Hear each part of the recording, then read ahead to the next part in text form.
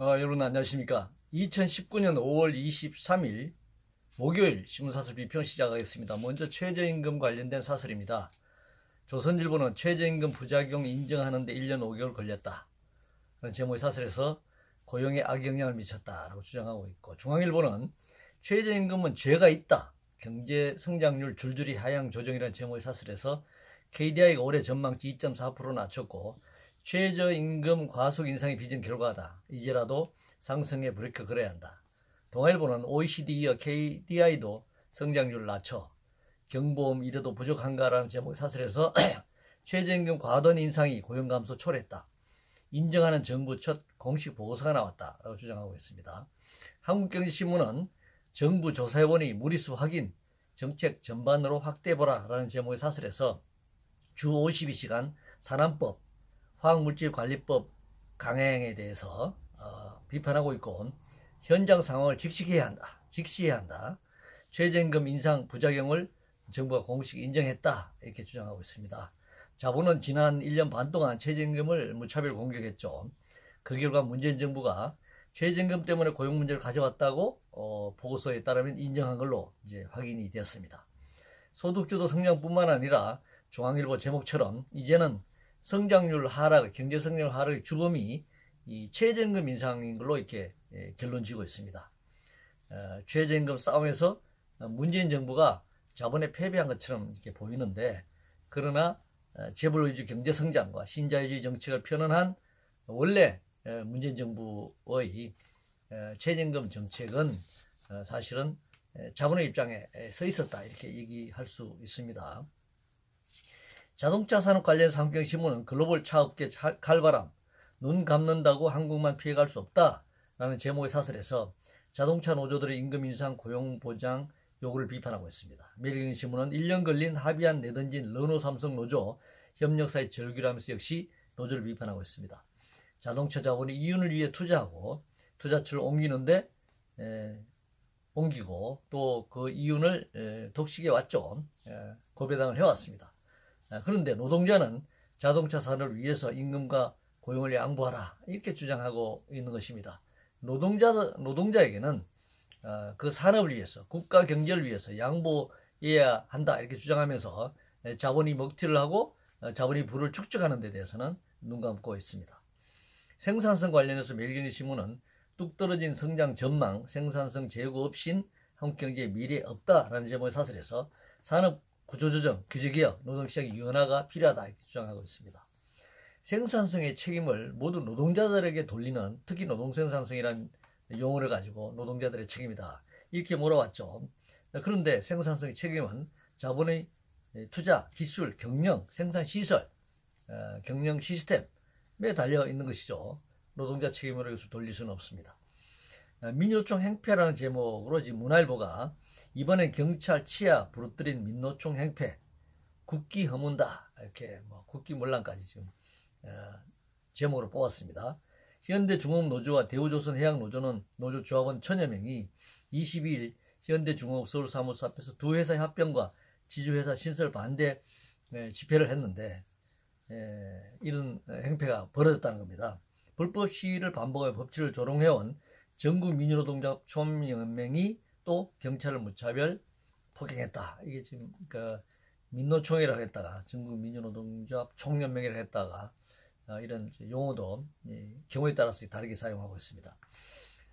대우조선을 현대중공업에 팔아넘기고 재벌에게 부를 가져다 주며 재벌의 성기를 용인하게 하는 이 구조적이고 조직적인 자본의 구조적이고 조직적인 폭력, 국가 권력이 이 재벌을 위해서 말이죠. 이런 폭력에 대해서 이 사설에서는 깊이 있게 지금 비판할 여지는 없습니다만 이런 정도로 지적을 하고요. 민주노총이 이런 행패를 벌였다, 이렇게 얘기를 하고 있는데, 민주노총 조합원이 100만 명을 넘어섰습니다. 조합원 한 명 한 명의 행동이 모두 민주노총이 한 것이다. 물론 민주노총 광의의 개념으로 민주노총 조합원이 한 행동은 민주노총이 한 것이다, 이렇게 얘기할 수도 있습니다. 그런 논리라면 대한민국 국민이 어떤 행동을 했다면 한 사람이 이를 대한민국이 그렇게 했다, 대한민국 폭력을 했다, 대한민국이 무슨 행동을 했다, 이렇게 말하는 것은 그 조직에 대한, 대한민국에 대한, 아니면 민주노총에 대한 의도된 공격이다, 이렇게 얘기할 수 있습니다. 그런 물리 충돌이 벌어질 수밖에 없는 상황, 원인 제공, 그리고 그런 행동이 벌어졌을 때 사업 처리 과정, 이런 것들을 객관적으로 얘기해야 하는 것이지, 거기에 소속된 최고의 상급단체인 민주노총이 폭력을 가했다, 민주노총의 행패다, 이렇게 몰아가는 것은 민주노총에 대한 의도적인 이데올로기적인 공세이고 의도적인 비난 공세다, 이렇게 얘기할 수 있습니다. 바이오 헬스 관련해서 동아일보는 바이오 헬스 산업의 스타트업스는 한국에서 나와야 라는 제목의 사설에서 원격 진료 허용해야 한다, 이렇게 주장하고 있습니다.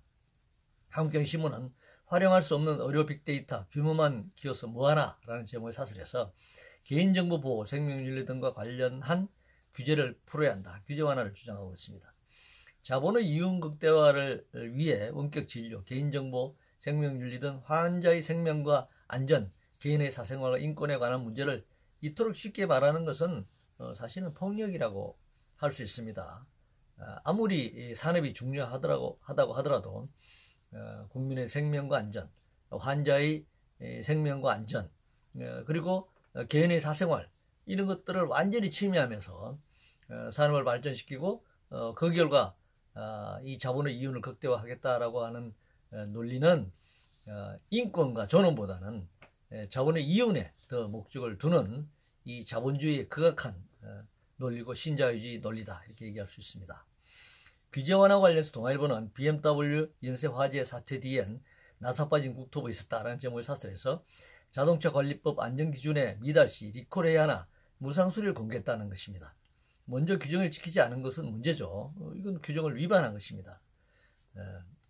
규제 완화 정책이 결국 이런 결과를 낳은 것이죠. 계속적 규제 완화를 얘기하니까 공무원들도 법에 나와 있는 그 기준을 위배해서 이런 완화 조치를 취하는 것이 아닌가, 이렇게 얘기할 수 있습니다.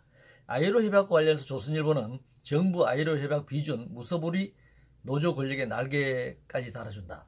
중앙일보 아이로 핵심 협약 비준 사회적 합의가 먼저다. 문화일보는 해고자도 노조원 만든 아이로 비준 추진 단념하라, 이렇게 아이로 협약 핵심 협약 비준에 대해서 이렇게 공격을 가하고 있습니다. 세계 144개국이 비준한 내용인데 지금까지도 이런 소리를 하고 있네요. 우리가 아이로에 가입한 지도 1991년에 북한과 함께 가입했는데 유엔 동시가입과 함께 아이로에도 가입했죠. 28년이 지났는데도 불구하고 그 국제 기준 규약에 따르지 않는 이런 미개한 것을 비판해야지, 이걸 비준하는 것을 이렇게 비난하고 달겨든다는 게 참 한심스럽습니다. 그리고 사회적 합의를 이루어야 한다고 하는데 아이로는 한국 정부와 경청도 참여하는 국제적 합의기구입니다. 국제적 노사정 합의기구예요. 여기서 만들어진 규약인데 무슨 국내에서 다시 와서 사회적 합의를 하라는 것인지 묻지 않을 수 없습니다. 해고자가 노조원이 될 수 있는가 없는가가 아니라 노동자는 모두 노조를 만들 수 있습니다. 그것이 실업자이든 아니든 포함해서 모두 노조를 만들 수 있는 것이죠. 1998년 IMF 외환위기 이후에 일기 노사정위원회에서도 실업자 노조 가입 문제는 다 합의된 사항입니다.